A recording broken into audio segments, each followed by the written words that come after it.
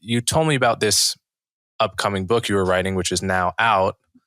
And the book is about, you'll get to describe all of it, but it's about the problems facing boys and men in our society.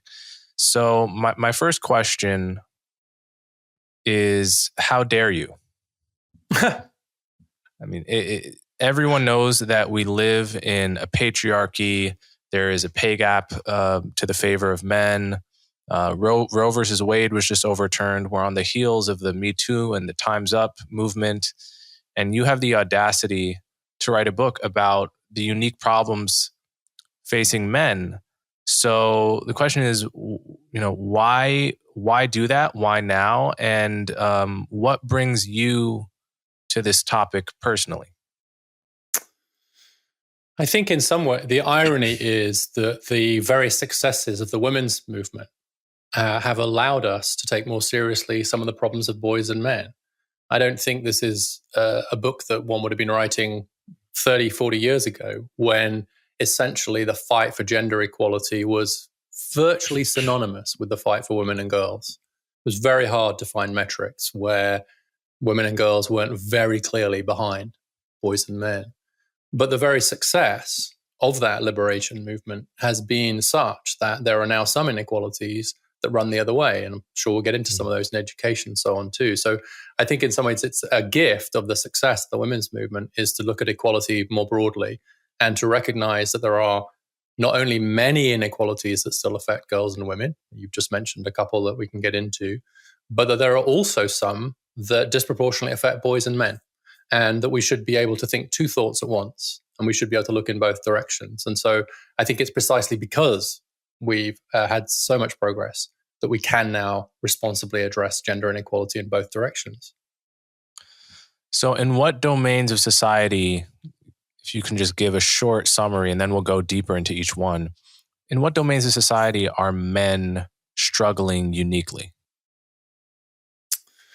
The three areas that I focus on primarily, and I should say, perhaps I didn't answer the second half of your question, that I've been interested in issues of inequality and gender for a long time, but it really is I've raised three boys to adulthood, but also my day job, just looking at some of the trends, and particularly for working class and Black boys and men, the trends just became unignorable for me.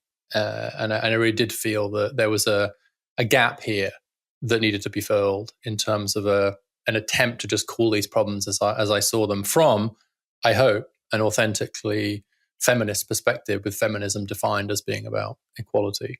And the three in particular areas that I focus on are in education, where there is a large and in many cases growing gender gap in education. So to sharpen the point, let's take 4-year college degrees.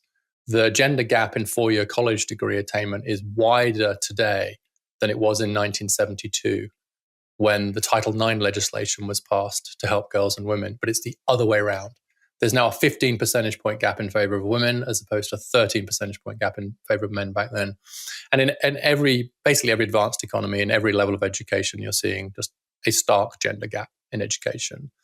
In the workplace, the story is a little bit more complicated, because, of course, it is still true, as you alluded to earlier, that on average, there's still a somewhat higher male wage than female one, although for all kinds of reasons we can get into, largely around parenting. But it's also true that most men in the US today earn less than most men did in 1979. So if American men were a country, they're poorer today than 40 years ago. That's a remarkable economic fact, and particularly for men at the bottom of the economic ladder and for Black men. We're seeing very slow economic progress, or indeed stagnating economic progress. And that's partly related to the collapse of traditionally male jobs in manufacturing and heavy industry, and a failure on our part to help men into the jobs of the future. And then the third area is the family, where I think the very success of the women's movement in achieving one of its central goals, which is greater economic independence for women, has really, I think, asked new questions about what it means to be a father. And I think to some extent we're seeing too many fathers being benched because they don't or can't fill the traditional male role of breadwinner, and that world is not coming back anytime soon, and nor do we want it to. But we haven't replaced that with what I want to see, which is a much more positive role for fathers as an independent social institution, independent of marriage. And so the result of those trends is to leave quite a lot of men somewhat dislocated, disoriented, and somewhat lost. And it's that group really that aroused my concern and compassion, honestly, as I was attempting to chart the course through the book. All right, so we're going to hit all three of those topics and some others. Well, let's just go one at a time. Let's start with education. So 50 years ago, men were more likely to go to college. And, some decades before that, it was a very rare and daring thing to be a woman that goes to college and, quote unquote, competes with the boys. That world is in the rearview mirror. And we now face a world where men are less likely to graduate high school than women, less likely to complete college than women, to the point where colleges, in some cases, have to use a kind of affirmative action for men to get some kind of gender parity. I mean, I remember from going to Columbia, the ratio of men to women was definitely, there was more women than men. So what is behind this trend? What's going on here? Well, you're right in the general description. So on campuses now, it's about 60-40 female, male students, and the gap has completely reversed. And it's worth saying, I think, at this point, that nobody expected that. I've talked to a lot of the folks who were writing about gender inequality in education in the 1970s, and really fighting to get Title IX through and do much more to get women and girls into education and through education. Nobody expected the overtaking. You can't find a single paper that said, well, wait, what if the line just keeps going? So it has been genuinely unexpected.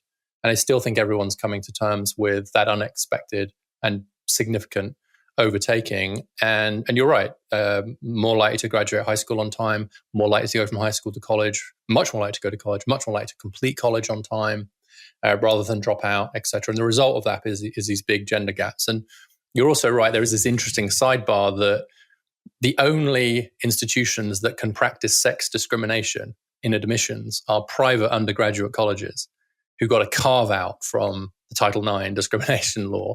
And the reason they got the carve out was to protect single sex colleges. If you made it illegal to discriminate on the basis of sex, then you were overnight going to abolish all the single sex colleges. And so there's this carve out. But now the carve out is being used for those private colleges to discriminate slightly in favor of men in an attempt to remain closer to 50-50. Meanwhile, the public colleges that can't discriminate, because they didn't get the carve out in Title IX, they're much more like 60-40 because they can't do this kind of stealth affirmative action thing. And what's interesting about that is less in some ways the affirmative action thing in these small colleges. It's more, what does it say? What does it say that some of these elite colleges especially are having to have a slightly lower bar for men than women in order to try and maintain something close to 50-50?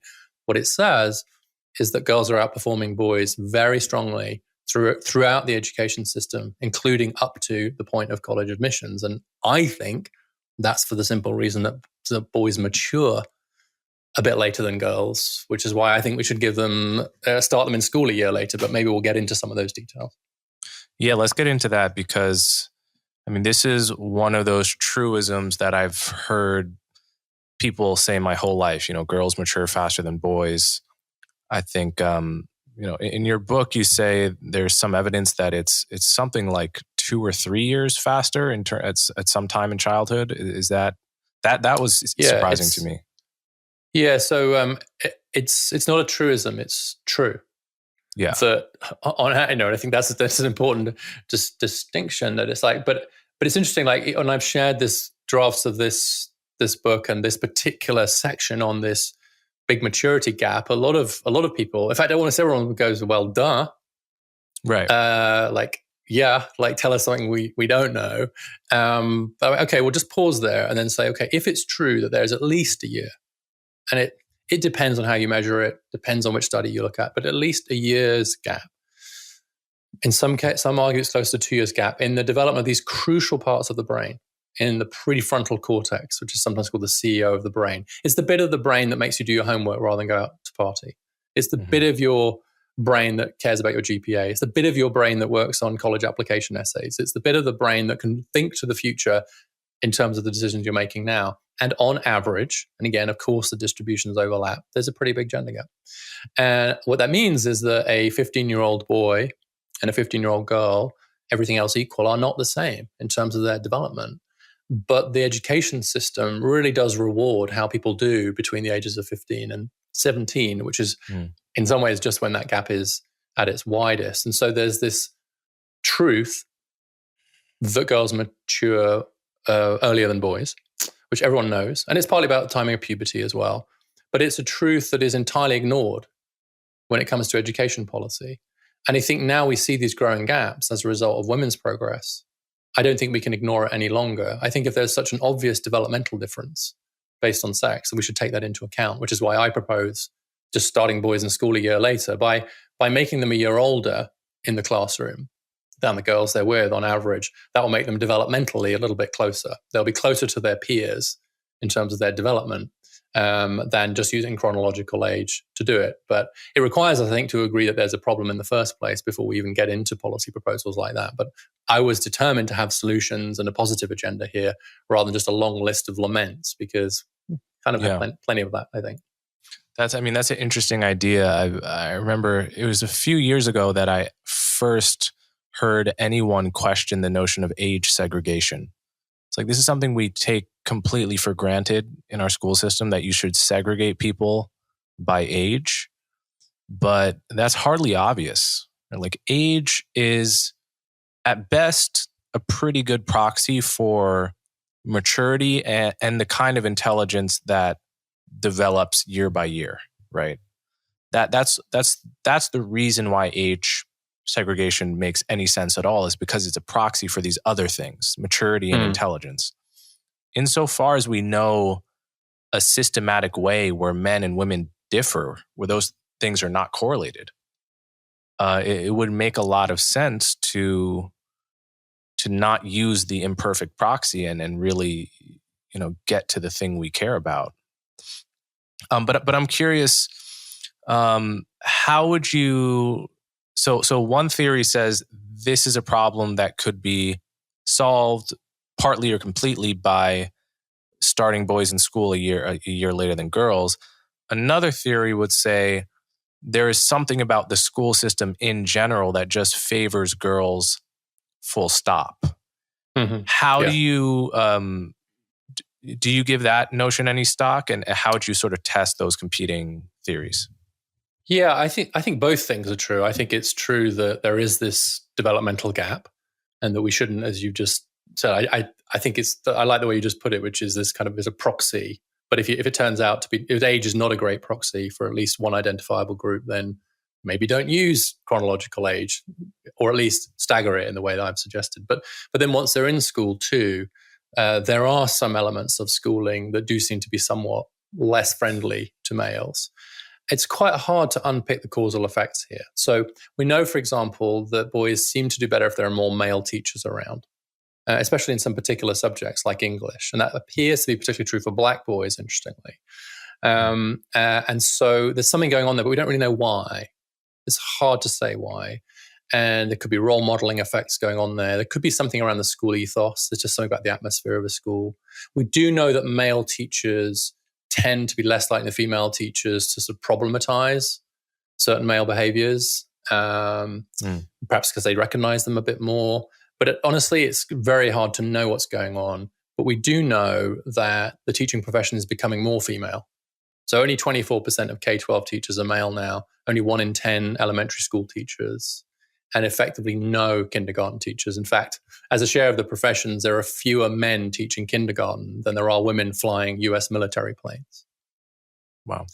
And I'm going to suggest that in terms of social welfare, it'd be more important to get more than 2% of men teaching early years education, not least because of the signaling that it sends to the next generation, than it is to have women flying in our fighter jets. Don't get me wrong. I want the best people flying our fighter jets. I don't care. I just want it's people. It's too late, Richard. You've been cancelled. You've been cancelled. in terms of the defense of the country, but in terms of social welfare, I think there's a strong case for having more men in those professions. And so I'm quite convinced that getting more men into teaching would create a more male-friendly education system for some of the reasons that I've just suggested. And I think the third thing, so we have redshirting, we have more male teachers, but there's a woeful underinvestment in vocational training in the US in particular. And it looks like vocational training, so technical training, and especially technical high schools and apprenticeships seem to work on average much better for boys and men than they do for girls and women. And so the fact that we're one of the consequences of a kind of college, obsession with college as opposed to vocational track has been inadvertently to actually make things a little bit more difficult for boys and men in the education system.